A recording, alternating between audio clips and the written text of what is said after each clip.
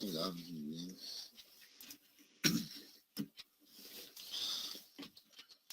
Muy bien. Vamos a continuar entonces. A ver, ¿en dónde estoy? Aquí estamos.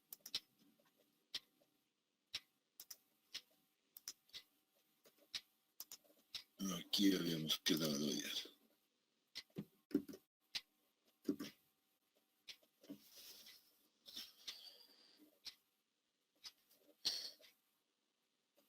Excelente. Ya pueden ver la presentación, ¿verdad? Sí. Gracias, Adrián. Excelente, ahora sí. Bien, bueno, el día de ayer, pues, habíamos iniciado a hablar de lo que es el cambio de esfuerzos efectivos, ¿no? Entonces habíamos hecho un ejemplo esquemático en realidad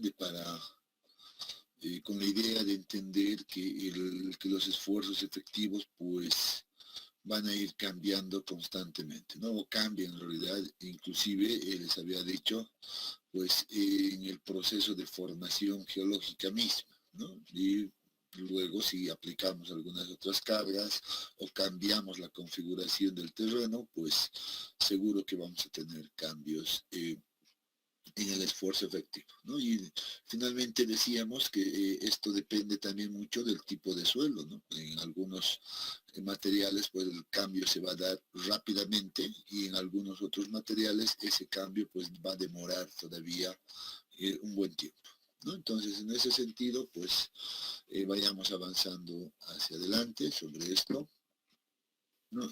Bueno, aquí hay un texto extraído en este caso de nuestra adscripción, ¿no? Pero que lo hemos colocado por acá.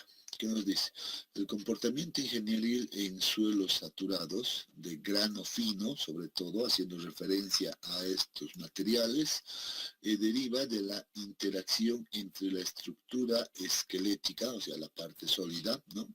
Del suelo compresible y el agua en los poros relativamente incompresible. Bueno, esa es una consideración que se toma, ¿no? Se supone que es solamente la parte sólida es la que va a generar la deformación y no así el agua. Si el agua se mueve a otro lado, no es que se va a comprimir el agua de ninguna manera, ¿no? Por eso se considera que el agua es inclusive incompresible.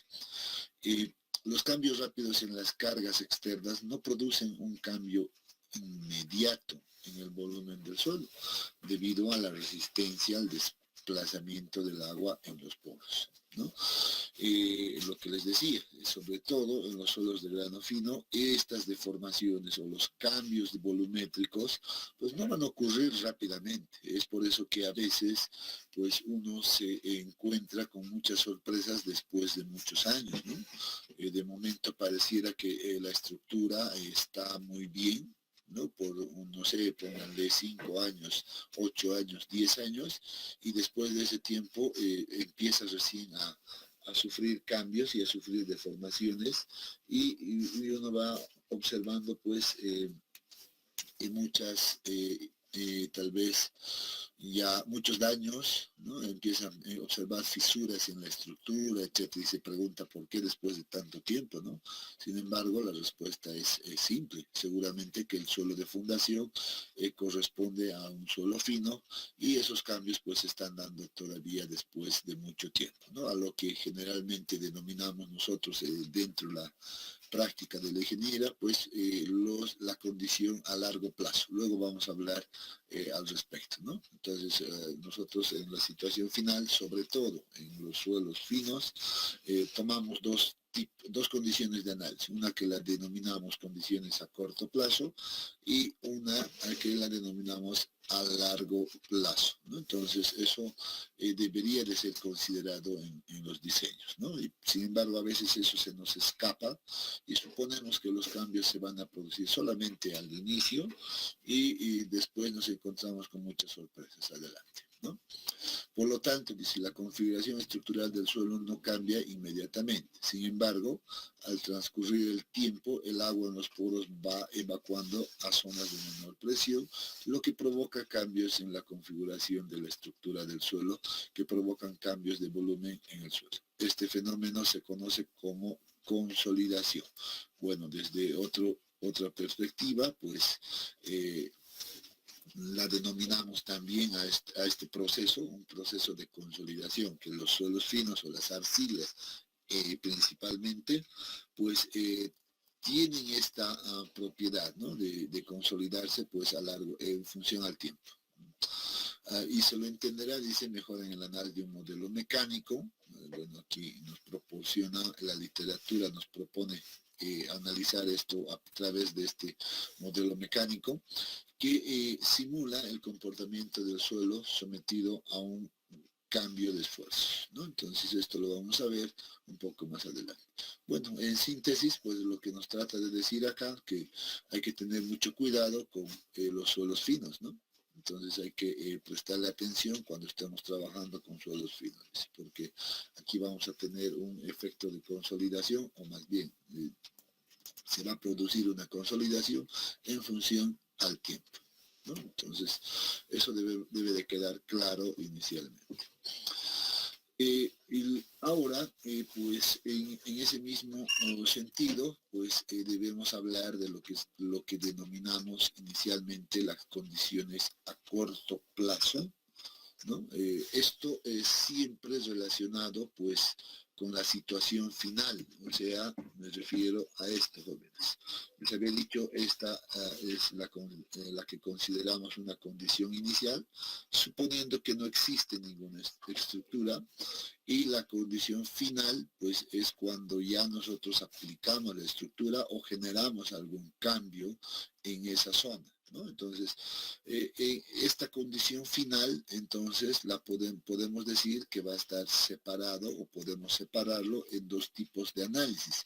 Un primer análisis que debe ser realizado en una condición denominado a corto plazo, ¿no? Entonces, aquí tenemos esa primera condición a corto plazo, y la otra condición que debería de ser analizada a largo plazo, ¿no? Entonces, ahí, condición a corto plazo y largo plazo. Pero estamos hablando de esta situación final, ¿no? En la condición inicial, pues no vamos a tener ese inconveniente, solamente hacemos un cálculo del esfuerzo efectivo como hemos aprendido, pero aquí sí hay que tener un poco de cuidado, ¿no? Porque vamos a ver esta condición y también esta otra, ¿no? Entonces, vamos a ver ahora a qué hace referencia esa condición a corto plazo, que también se la conoce como una condición no drenada. Eso significa que en ese corto tiempo, pues el agua pues todavía no se mueve, no se transporta a zonas de menor presión, como lo dice, como lo hemos visto hace un momento, ¿no? Entonces, significa que se queda todavía justo por debajo de ese bulbo de presiones que se genera, ¿no? Y en esta condición lo que vamos a tener es un incremento de presión de poros, ¿no? A eso se refiere con condición no drenada, ¿no? O condición a corto plazo. Tal vez deberíamos empezar a entender de esta manera, ¿no? Estas condiciones, dice, se presentan cuando cuando en un suelo se produce un incremento de esfuerzos que provoca que el agua tienda a fluir hacia afuera o a una zona de menor presión, ¿no? Y este flujo de agua en los poros es obstaculizado debido a que el suelo es poco permeable. Ya hemos hablado de este concepto.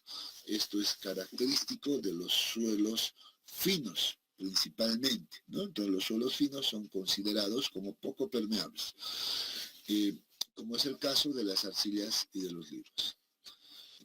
Bueno, sin embargo, ya esto principalmente en laboratorio, nosotros manejamos otro concepto adicional que se dice que también podemos generar esta misma condición, ¿no? En función al ritmo de aplicación del incremento de esfuerzo.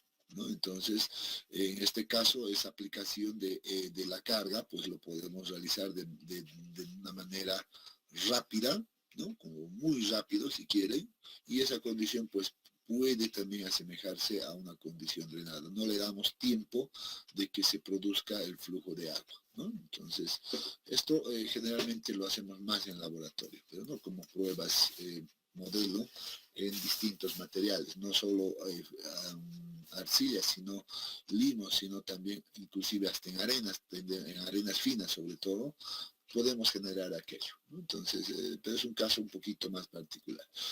Pienso que si entendemos de manera general que una condición, por ejemplo, a corto plazo o una condición no drenada va a producirse un suelo arcilloso o limoso, pues eso está bien, debemos entenderlo así inicialmente, ¿no? Entonces ese concepto ya debo tenerlo presente. La otra condición que había mencionado, pues es la denominada condición a largo plazo o también condición drenada. Entonces, el término drenado significa que ya el agua ha circulado a través de los vacíos del suelo, ¿no? Entonces, ya se ha producido el movimiento del agua. Entonces, dice, estas condiciones se presentan cuando en un suelo se produce un incremento de esfuerzos que provoca que el agua tiende a fluir hacia afuera, lo mismo, el mismo efecto, y este flujo de agua en los poros fluye, miren esto, casi sin ningún obstáculo, o sea, no tiene ningún problema, debido a que el suelo es muy permeable. Y nuevamente, el término muy permeable o permeable, pues está asociado principalmente a los suelos gravosos y los suelos arenosos. Entonces, nuevamente, debo tratar de asociar, digamos, las condiciones drenadas, pues con el tipo de material, ¿no? Entonces, condición drenada, gravas y arenas. Así de simple.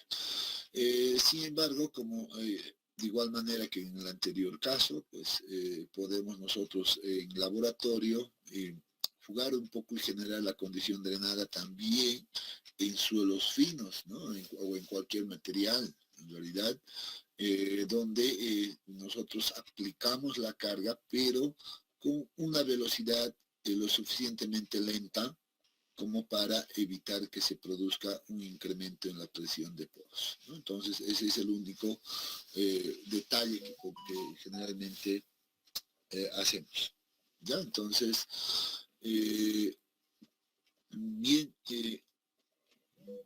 a ver, por favor, permítanme 2 minutitos ya en este punto, que tengo que atender algo, por favor. Ya 2 minutitos les pido para atender algo y luego estoy de retorno. Ya, un momentito.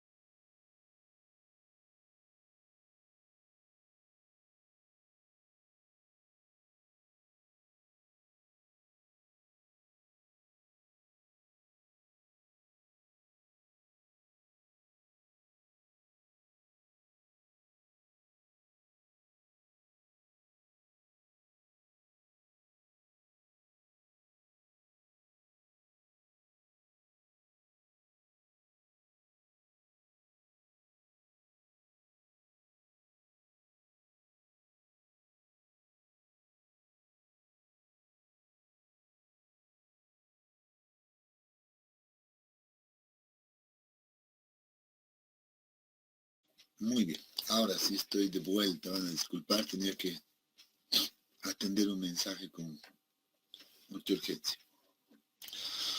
Bien, jóvenes. Entonces, esas son las dos condiciones que debemos tomar en cuenta, pues cuando analizamos la condición final, les decía, ¿no? Las condiciones a corto y largo plazo.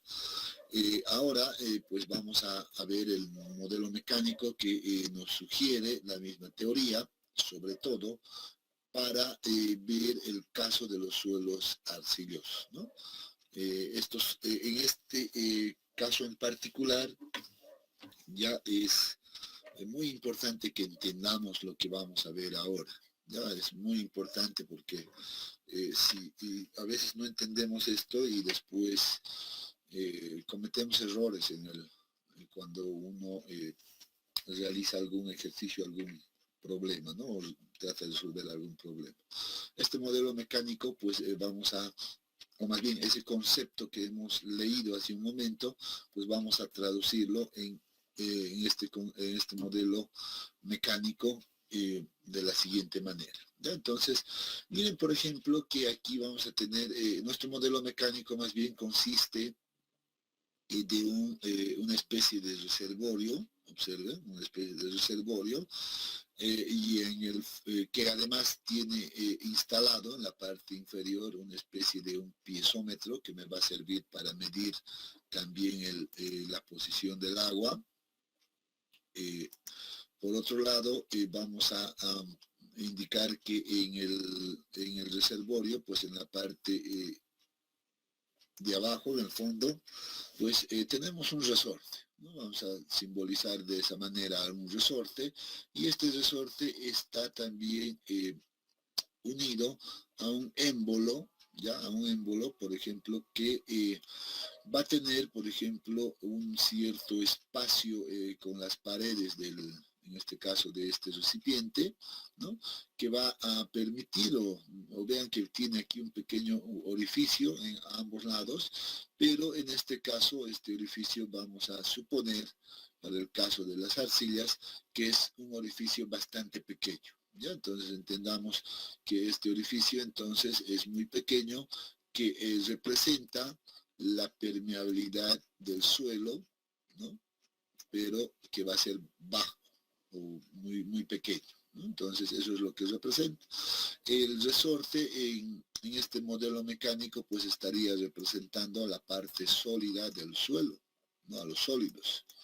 Entonces esto estaría de esa manera.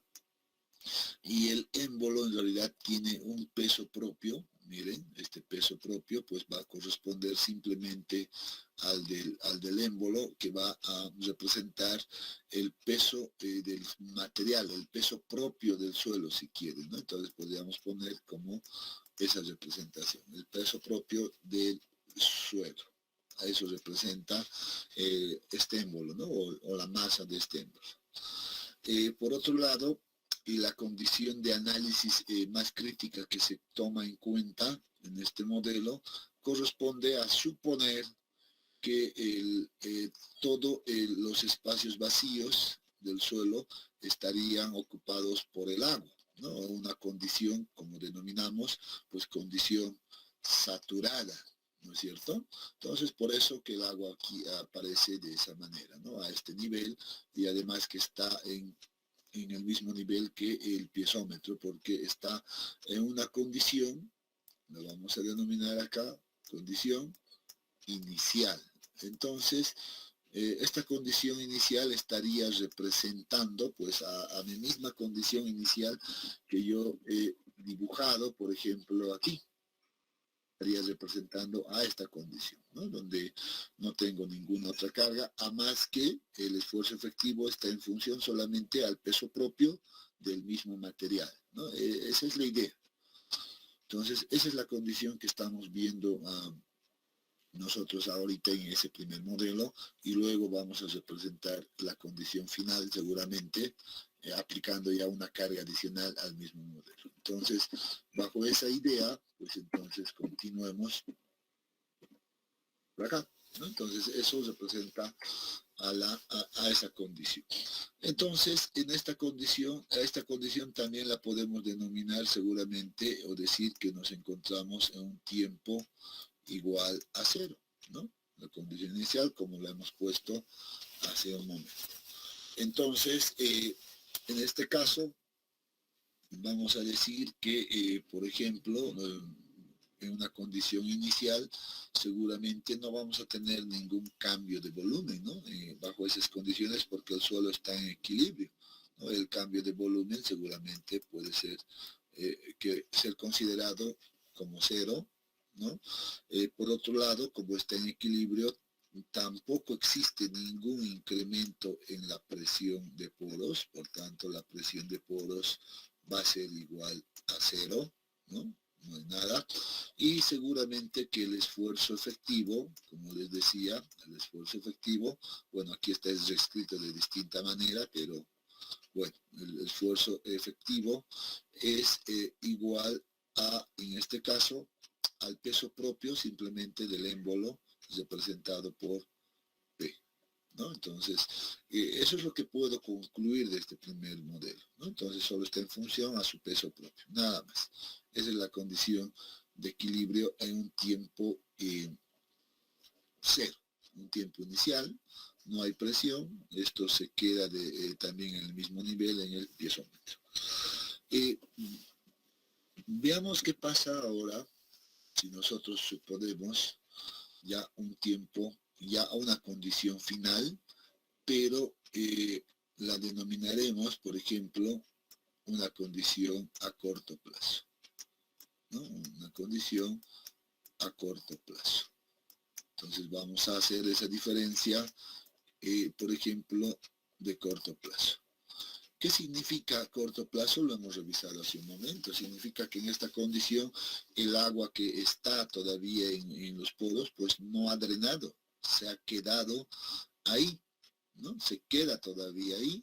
Por tanto, nosotros podemos indicar que esta situación puede ser representada en la práctica real o en la realidad, pues justo después de haber concluido, por ejemplo, con la construcción de nuestra estructura. Hemos terminado de construir y bueno, y ahí las condiciones se van a quedar casi de la misma manera, ¿no? Entonces, en un suelo arcilloso, obviamente, hay mucha atención con esto, ¿no? Entonces, pero vemos que ocurre algunos cambios. Bueno, aquí ya le hemos aplicado una carga adicional al peso propio, representada por delta P, significa un peso adicional, ¿no?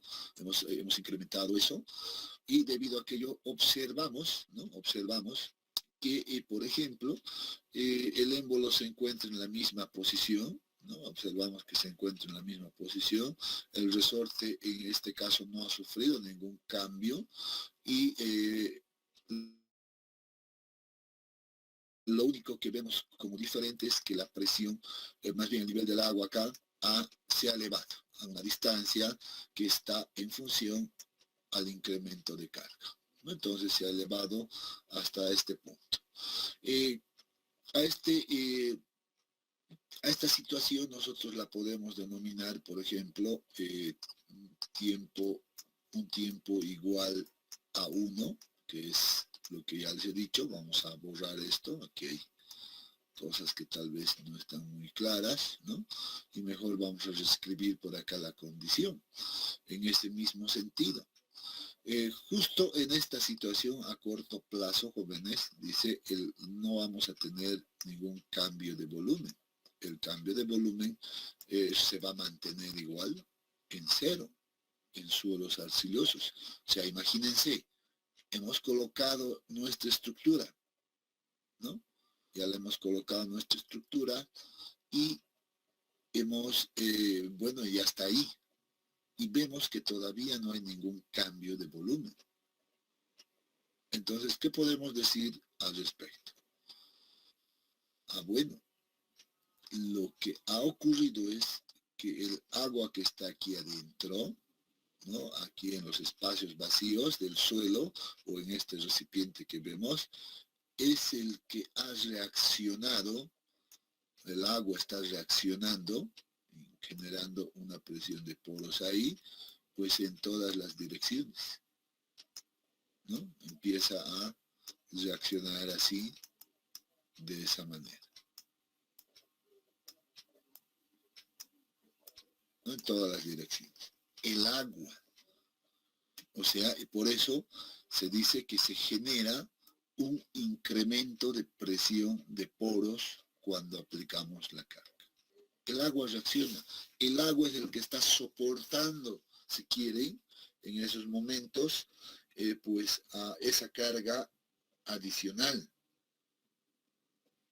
¿no? Eso es lo que estamos indicando.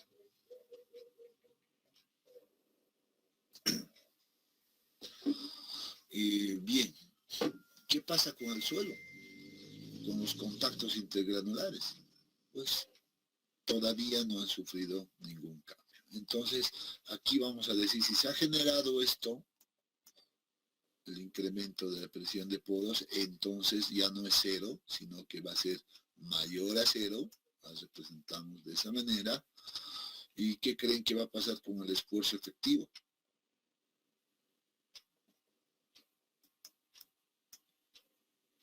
¿Qué va a pasar con el esfuerzo efectivo? ¿Va a cambiar o no va a cambiar?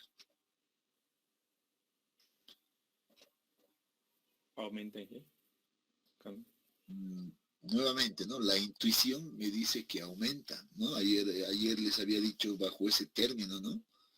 Obviamente la intuición me lleva a la conclusión de que si aumenta una carga, seguro que debería de aumentar, ¿no es cierto? Pero vámonos a la teoría. ¿Qué dice acá? No hay cambio de volumen. ¿Quién controla el cambio de volumen?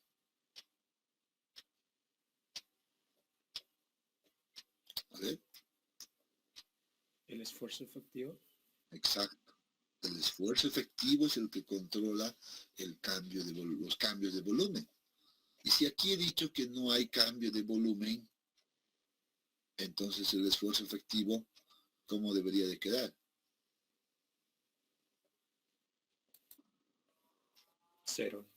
Igual que en la condición inicial, no cero.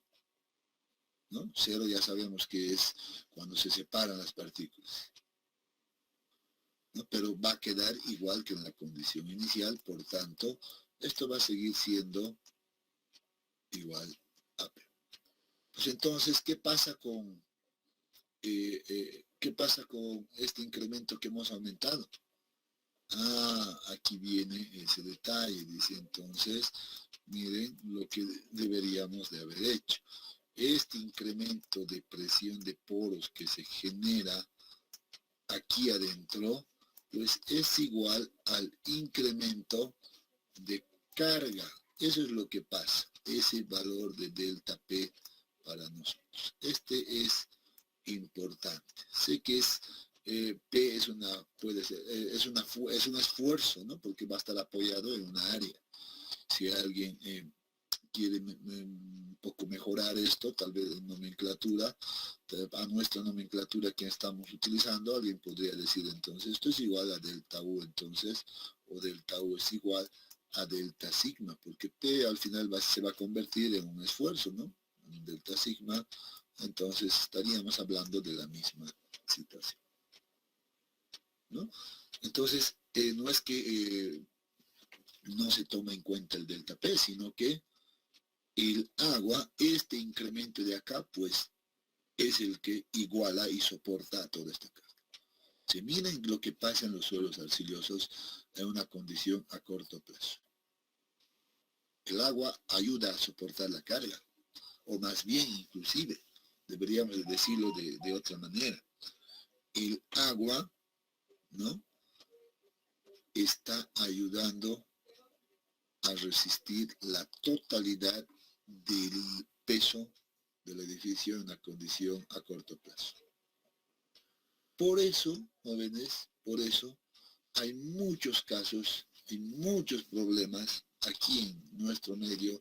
Me ha tocado atender 2, 3 casos específicos, ya, y conozco muchos otros casos donde donde yo no he participado personalmente, pero conozco de problemas serios, problemas muy serios, ¿no? Inclusive que han llegado a procesos penales al final, ¿no? Entre el dueño de la vivienda o de la estructura y la empresa constructora, ¿no? Etcétera. Hay unos líos tremendos, porque obviamente al inicio, y este corto plazo, como les decía, puede tomar mucho tiempo, ¿no? O sea, es considerado a partir desde la finalización de la construcción de la estructura, ¿no? Desde la finalización por un determinado tiempo adicional. Y ese determinado tiempo puede ser, no sé, un año en algún caso, dependiendo del tipo de material, dependiendo de la arcilla, ¿no? Puede ser un año, puede ser 2, puede ser 5 años, ¿no? Uno de los casos que he visto y les puedo comentar es que se ha dado después de 8 años, ¿no? Después de 8 años se ha tenido ese tipo de problemas. Entonces, el detalle es que a veces uno piensa pues que los cambios se van a dar inmediatamente, pero no, en los suelos arcillosos esto es un tanto diferente y hay que estar conscientes de aquello, ¿no? Entonces, a corto plazo, o denominado a corto plazo, pues no sufre ningún cambio el suelo o porque el esfuerzo efectivo no ha cambiado, se sigue manteniendo. Y a medida que pasa el tiempo, este incremento de presión de poros recién empieza a salir por acá, ¿no? Por estos orificios o trasladarse a otras zonas. Empieza a salir. Entonces, como el agua está saliendo, ya empieza a darse cambios volumétricos, ¿no? Sale el agua y todo el trabajo que estaba soportando este exceso de presión de poros lo va pasando pues a las partículas sólidas del suelo, recién, poco a poco, ¿no? E inclusive uno puede decir, esto es progresivo, sí, no es que de golpe pasan los 5 años y recién lo transmite, no. Esto es progresivo, ¿no? Pero a veces uno ni se percata de aquello, ¿no? Pero va a ir pasando aquello. Entonces le va pasando el trabajo ahora a la parte sólida del suelo y la parte sólida va a empezar a reacomodarse recién, ¿no? Y al reacomodarse, pues me va a generar, es decir, un cambio de volumen. Podemos denominar a esta una condición a largo plazo. Ya les he dicho que esto puede ser relativo a largo plazo, ¿no? Al cual nosotros podemos denominar como un tiempo bastante grande, y por no decir grande, pues le vamos a decir un tiempo infinito, simplemente, ¿no? Donde lo que va a ocurrir es que, como he dicho, todo el agua va a salir hacia afuera, ¿no? Va a salir hacia afuera, y el incremento de presión de poros que se había generado debido a la aplicación de la carga, pues se va a hacer cero nuevamente. Va a ser cero. Aquí también en la condición inicial el incremento de presión de poros era cero, ¿no? Lo habíamos anotado, no había ningún incremento. El peso propio no genera ningún incremento de presión de poros.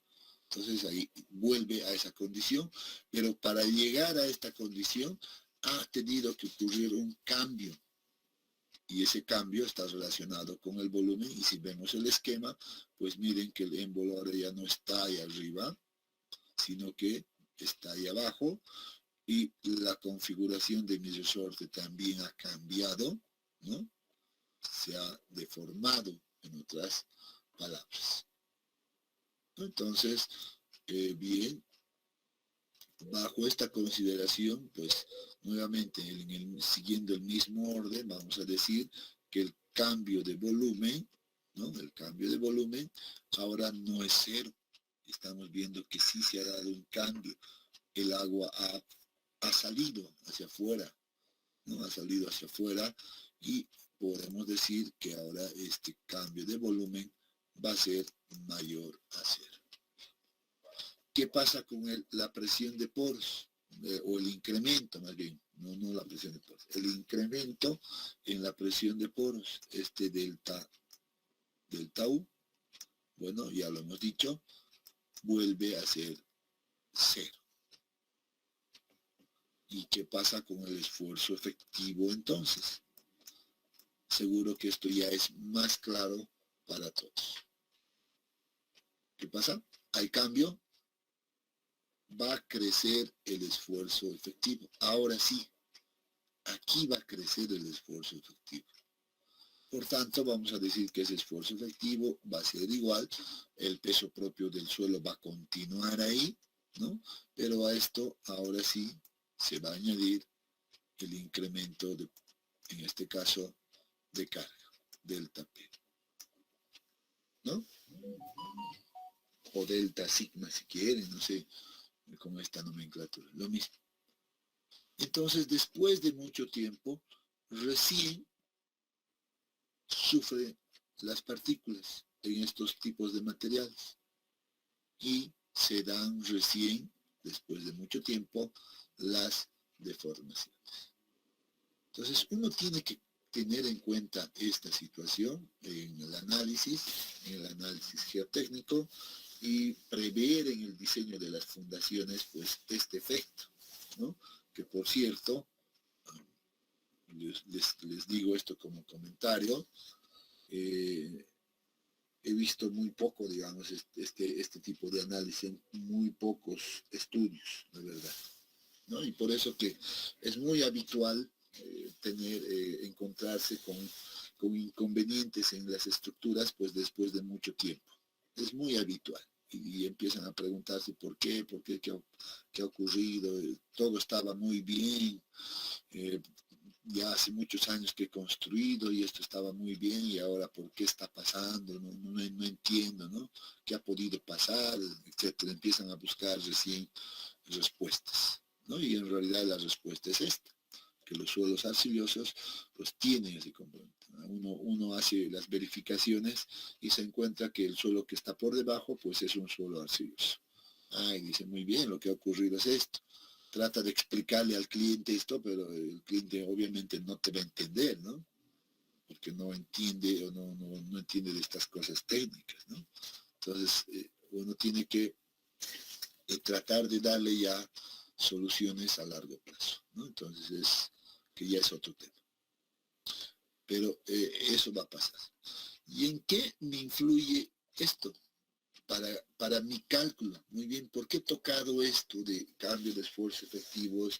¿Por qué hemos hablado de este concepto que se va a producir un cambio de volúmenes a largo plazo y no así en corto plazo? En corto plazo más bien el incremento se genera un incremento de presión de poros, etcétera. ¿Por qué? Porque esta situación, jóvenes, debo tomar en cuenta, y lo voy a poner así, ¿ya? Tomar en cuenta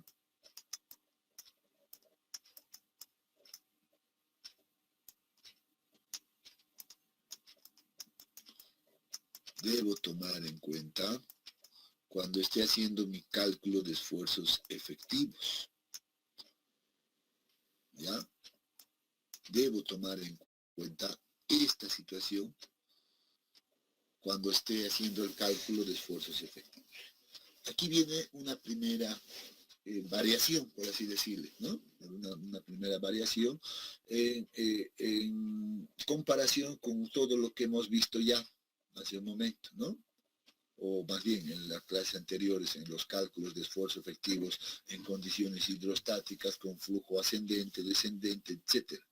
En todo eso, pues no habíamos visto todavía esta situación de corto y largo plazo, por ejemplo, ¿no?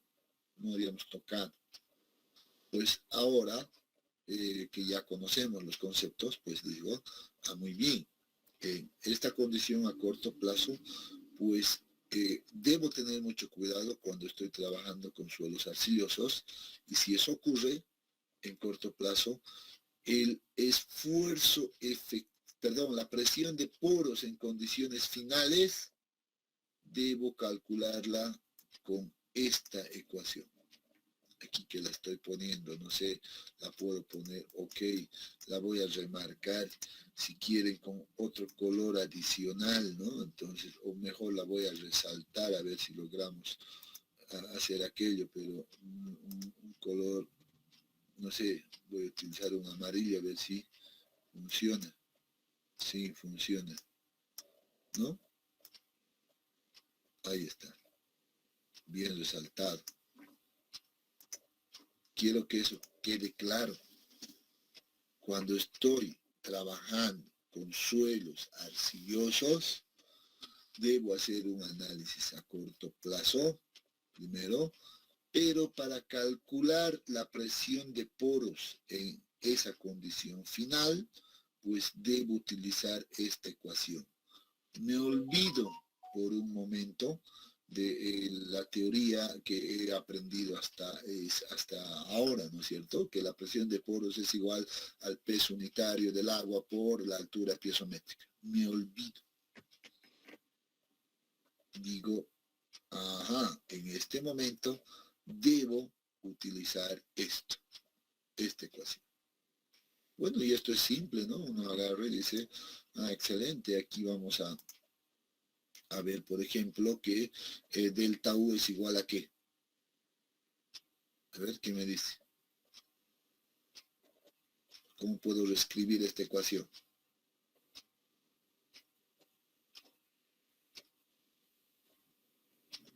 Delta U sería igual a ¿qué, jóvenes? ¿Me están siguiendo o siguen durmiendo?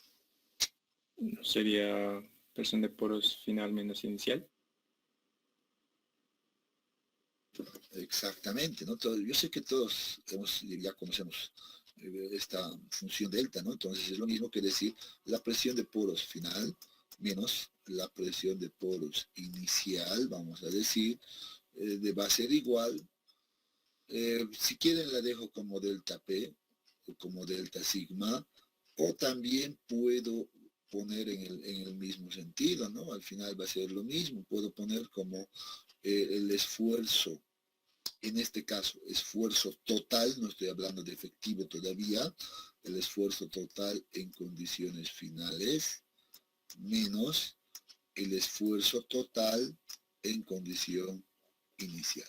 O sea, puedo reescribir de esa manera y por tanto la presión de poros final, por ejemplo, ¿no? Me va a salir igual a todo esto, esfuerzo total final, menos el esfuerzo total inicial, más, miren, la presión de poros inicial se va a convertir en esa ecuación, ¿no? Entonces, eso debo tomar en cuenta.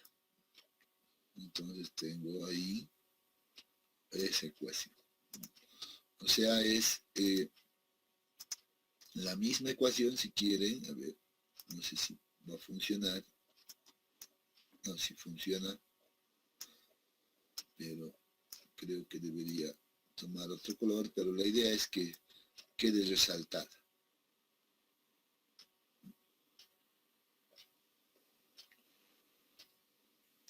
Muy bien. Entonces, miren cómo queda eso, ¿no? Entonces, en corto plazo, suelos arcillosos, debo utilizar esta ecuación. Me estoy yendo con mucha calma en este punto, ¿no? Estoy tomándome el tiempo necesario, pero con la idea de que ustedes puedan entender correctamente este concepto. ¿Listo? Eso es lo que quiero que entiendan. ¿Y qué va a pasar a largo plazo? Bueno, a largo plazo, delta U se hace igual a 0, por tanto esto va a ser igual a 0. Eso significa que para calcular la presión de poros en condición final aquí, pues yo voy a trabajar de igual manera con las ecuaciones anteriores, o sea, simplemente gamma del agua por altura piezométrica. Esa es la principal diferencia en el cálculo de esfuerzos efectivos a corto plazo y largo plazo. Después todo es igual, como lo hemos visto. No hay mayor cambio. Jóvenes, les consulto. ¿Ha quedado claro este concepto?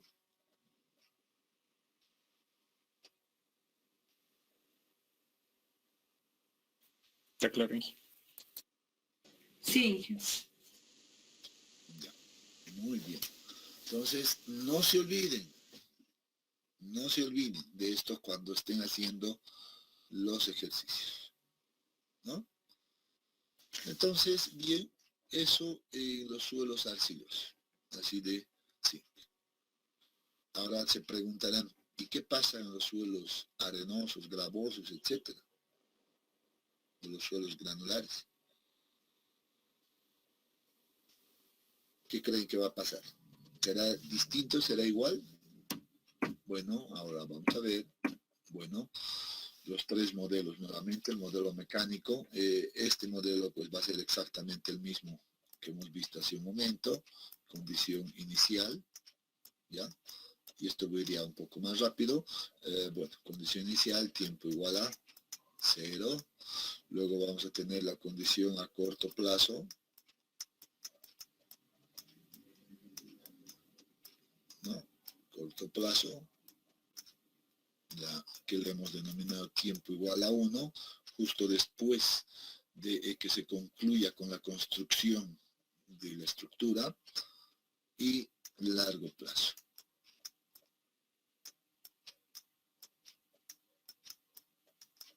¿No? La condición a largo plazo, donde tenemos que el tiempo es igual a infinito, ¿no? Entonces las tres mismas condiciones, y en esta situación nuevamente voy a reescribir acá, ya sé qué significa, qué simboliza el resorte, el émbolo, etcétera.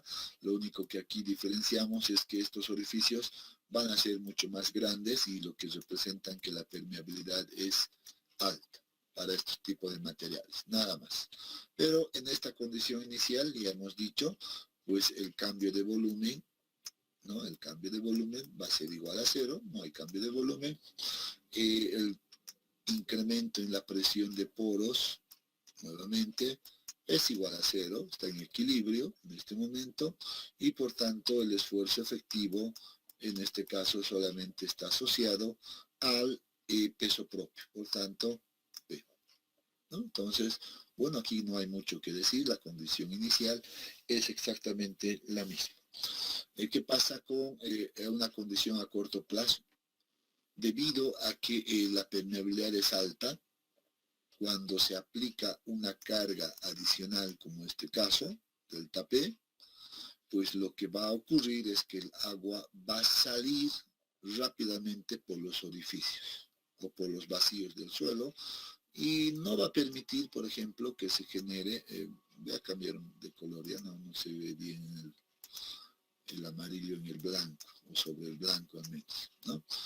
Que la presión de poros acá, o el incremento de presión de poros, se hace en condiciones a corto plazo, pues va a ser 0.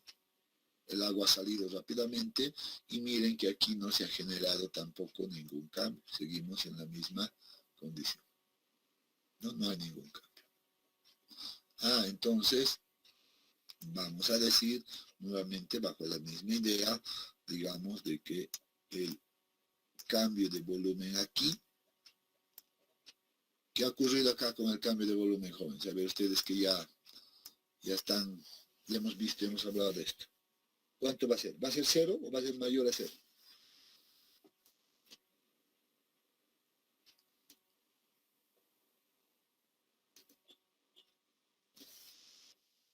¿0 o mayor a 0? Mayor a 0. Mayor a 0, tienen que ser rápido, jóvenes, ¿no? Mayor a 0.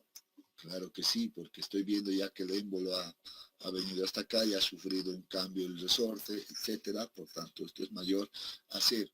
El incremento de presión de poros, en este caso, es 0, ¿no? Es 0, y por tanto el esfuerzo efectivo, en este caso, ya va a considerar a la carga inmediatamente. O sea, aquí vamos a tener P más delta P, ¿no? Entonces ya se produce el cambio acá casi inmediatamente después de haber concluido con la construcción de la estructura en suelos arenosos o suelos permeables a corto plazo. A largo plazo, ¿qué creen que va a ocurrir? Pues nada, ¿no? El incremento de presión de poros sigue cero, el agua ya salió, la carga sigue igual, ¿no? Sigue aplicada ahí, por tanto, en este caso el análisis correspondería a indicar que el cambio de volumen de hecho ya se ha dado, sigue siendo cero, el incremento en la presión de poros es cero y el esfuerzo efectivo pues sigue siendo igual, no va a cambiar ya. Si no hemos modificado más nada, pues esto se mantiene ya constante desde una condición a corto plazo. Y nuevamente alguien se pregunta, ¿y cómo me afecta este análisis entonces en el cálculo del esfuerzo efectivo? Pues no me afecta en nada, ¿no? Aquí la presión de poros se va a calcular como hemos aprendido. Presión de poros final va a ser igual al peso unitario del agua multiplicado por la altura piezométrica simplemente. En esta otra condición lo propio, no hay problema. La presión de poros final va a ser igual al peso unitario del agua por la altura piezométrica. Y listo, pare de contar. Entonces esto suele ser más simple. ¿De acuerdo?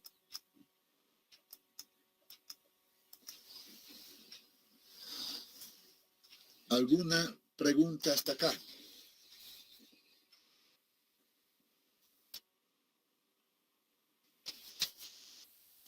No hay preguntas. Muy bien. Vamos adelante entonces. Vamos a hablar de los tipos de carga que podemos considerar en el cálculo, ¿ya? Y luego vamos a ver el tema de ejemplo, pero seguro que el ejemplo lo vamos a dejar para la siguiente clase, ¿no? Vamos a ver el tipo de cargas más acá y con esto nos vamos a descansar hasta todo el fin de semana hasta la siguiente semana que ya vamos a ver el ejemplo y con el ejemplo concluimos este capítulo, así de simple. Ya vamos a pasar al penúltimo capítulo, ¿no? Resistencia al corte. Bien jóvenes, cuando hablamos de tipo de cargas, pues debemos hablar de dos tipos de cargas principalmente, ¿ya? O que las denominamos las cargas infinitas, ¿no?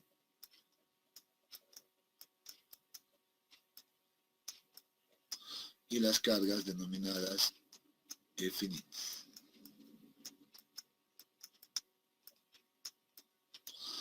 ¿A qué hace referencia esto?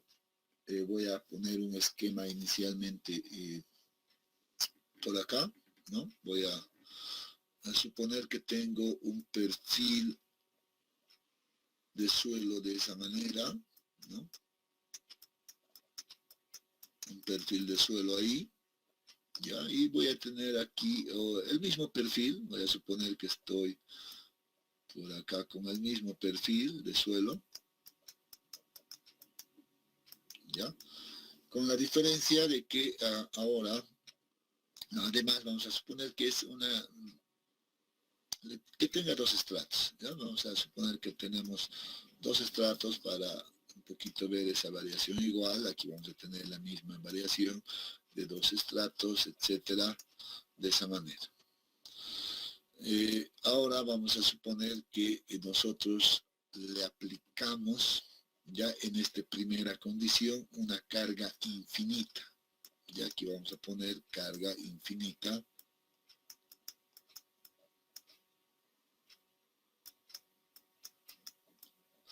Y aquí vamos a suponer que aplicamos una carga finita. ¿Ya? Entonces, ¿qué significa hablar de una condición de carga finita? O perdón, infinita. Significa que aplicamos una carga en una longitud lo suficientemente larga. ¿Ya? Vamos a decir una longitud muy, muy larga,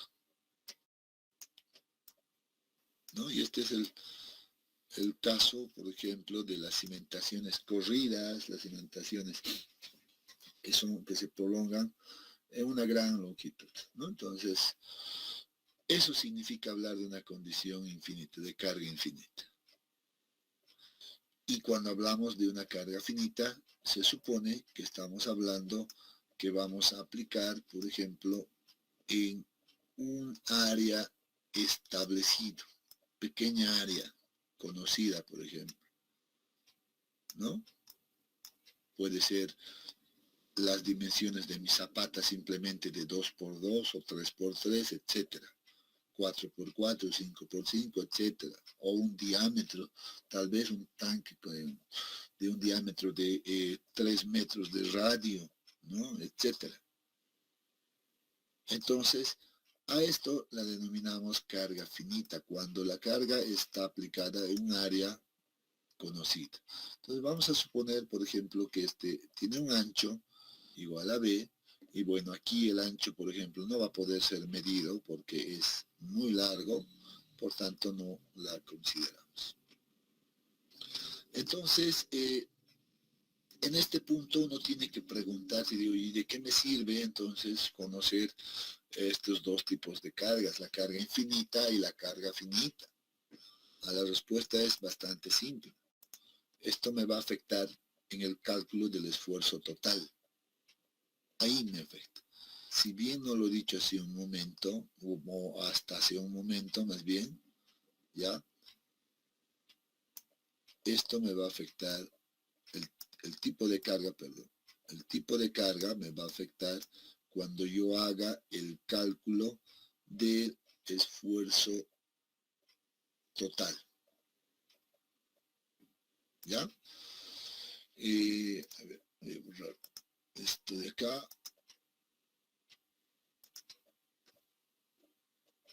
Y voy a tener nuevamente aquí, por ejemplo, la profundidad Z. Y ahí, ¿no? Entonces, si yo, por ejemplo, supongo, ¿no? Si yo supongo que he aplicado una cierta carga que puede estar representada por Q, ¿no? Una carga distribuida representada por Q. Lo mismo acá, ¿no? Representada por Q. Entonces, digo, bueno, ya les he adelantado, esto afecta pues en el cálculo del esfuerzo total. Entonces, muy bien, ¿cómo entonces esto me afecta? Pues me afecta de la siguiente manera. ¿Ya? Cuando tengo carga infinita, se dice, ¿ya? O decimos, asumimos, si quieren, que la influencia de esta carga infinita va a ser constante a lo largo de la... Bueno, ahí no me ha salido recto, quiero hacer una recta.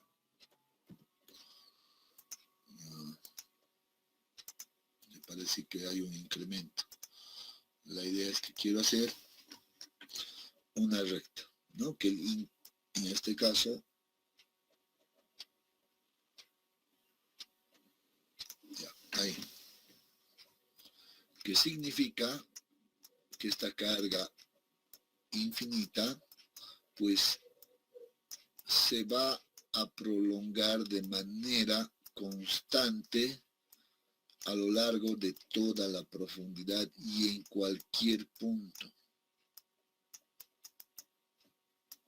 ¿Ya? O sea, la magnitud del incremento de la carga en cualquier punto siempre va a ser constante. Q va a ser constante. O sea, la influencia de esta carga en función a la profundidad va a ser constante. ¿Qué pasa con las cargas finitas?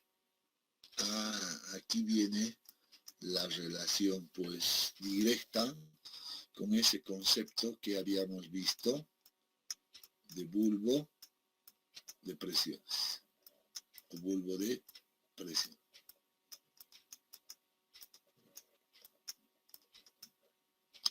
Bueno.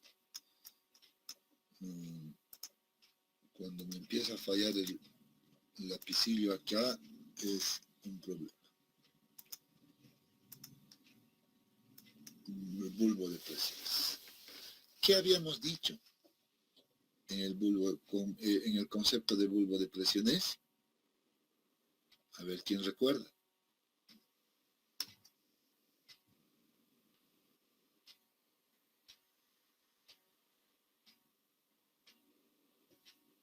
Nadie recuerda. Todos se van a tirar entonces. Así como generalmente dicen. ¿No? No están entendiendo, no están captando los conceptos, pues ahí es donde empiezan a morir.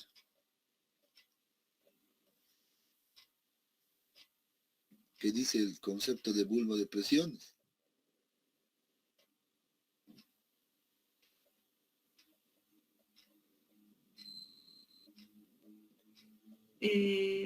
Que dependiendo a la carga va a ser la distancia de la carga.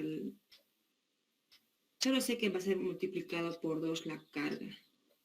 A La, lo que me refiero que dije.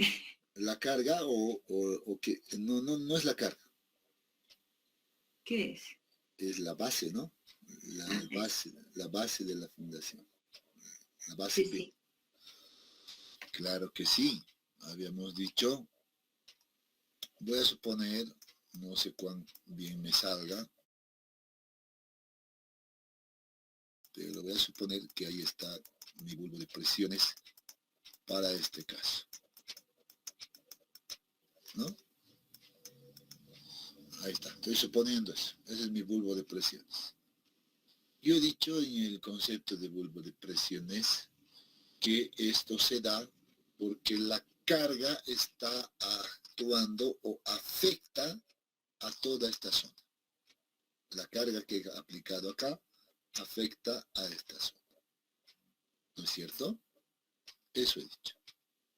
Entonces, vamos a manejar el mismo concepto acá.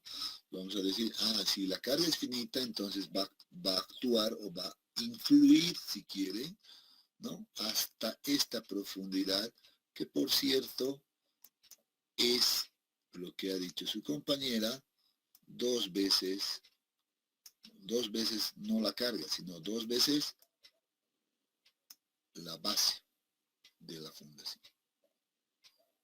Esa es la profundidad hasta donde va a influir. Pero algo más hemos dicho. En este límite, a esta distancia, ¿cuánto de la carga influye en porcentaje? 10%. Correcto. 10% de la carga llega a esta profundidad. Entonces debo hacer que eso se cumpla en esta condición de cargas finitas. Eso significa que a este nivel donde estoy apoyando la carga, seguramente el 100% de la carga va a afectar. O sea, aquí vamos a tener el Q completo, ¿no? Y en este punto voy a tener seguramente solamente un 10% de Q, un 10% de Q, y la distribución o la influencia o la influencia, está correcto, de esta carga, pues va a venir de manera, vamos a suponer, lineal, de esa manera, y esa va a ser la influencia de la carga. Entonces, eso debo tener en cuenta en este punto, en este momento. ¿De acuerdo? Ahí está la diferencia en el tipo de carga infinita y la carga finita. Bueno, entonces cuando yo haga mi cálculo, yo lo voy a hacer ya un tanto rápido, del esfuerzo total acá. Esto va a ser simple, ¿no? Entonces voy a decir, muy bien, en este nivel el esfuerzo total va a ser igual ¿a cuánto? Va a ser pues, igual a Q, ¿no? Entonces voy a venir de aquí, ya va a empezar de esa manera, va a ser igual a Q. Y a este nivel, por ejemplo, se va a generar un incremento, ¿no? Y ese incremento va a ser igual a Q, porque es constante la carga Q. Perdón, no es prima aquí, cuidado que genere confusiones, es igual. Si me ha venido un prima por ahí.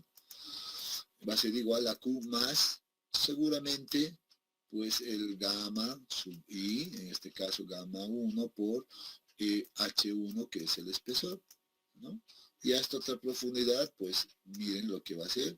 Va a ser todo esto lo mismo, ¿no? Va a ser igual a Q, voy a anotarlo por acá, y más gamma 1, vamos a llamarlo así, mejor no sub I, sino gamma 1 por H1 más gamma 2, que correspondería al segundo estrato, por H2, ¿no? Entendiendo que aquí, para que los que no estén todavía tan familiarizados con esto, ese es H2, esto es H1, ¿no? Y aquí hay un peso unitario 1, aquí hay un peso unitario 2, por cierto, ¿no? Entonces, a eso hace referencia. Y calculamos así, de simple, el esfuerzo total. ¿Qué pasa en este caso? Bueno, espero que me dé el espacio. Bueno, ahí voy a hacer lo más pequeño posible. ¿Qué pasa para el cálculo de el esfuerzo total? ¿No? ¿Qué va a pasar? Bueno, en este punto, nuevamente, donde está aplicándose la carga, pues va a afectar el 100% de la carga, hemos dicho. Entonces aquí va a ser igual a Q, seguramente, ¿no? Bueno, lo voy a poner más pequeño, ya no está, si no el espacio no me va a dar. Bueno, se me ha borrado todo. Ahí ya, ese va a ser Q, la distribución. Y miren que a este nivel, por ejemplo, va a haber un incremento, seguro que sí, va a haber un incremento, pero ya no va a ser como esto, sino va a ser igual a un cierto valor de Q, no sé qué porcentaje de Q, que debo determinar entonces aquí, esto debo determinar previamente, cuál es el porcentaje de afectación de la carga Q en este punto, ¿no? Y entonces vamos a poner algún porcentaje sub I, por ejemplo, a un porcentaje de la carga de Q sub I, de la carga, no sé cuánto, más, ahora sí, lo mismo, con la misma idea, peso unitario 1 por H1. Pero ya no va a ser el total de la carga, como en este caso, sino el que le corresponde. Y si quiero calcular a este nivel, lo propio, ¿no? Aquí, ahora sí tengo que decir, aquí va a ser el 10% de Q, ¿no? Porque eso es de esa manera, más todo este valor que era gamma 1, más, por ejemplo, por H1, y a esto debo sumarle más, por ejemplo, una profundidad aquí Z1, que la vamos a denominar, ya que no sé cuánto es, entonces, pero solo para ejemplificar, gamma 2 por Z1, ¿no? Que es esta distancia. Y así voy a calcular de esa manera. Y a este punto, pues miren que en este punto la influencia de la carga ya no llega.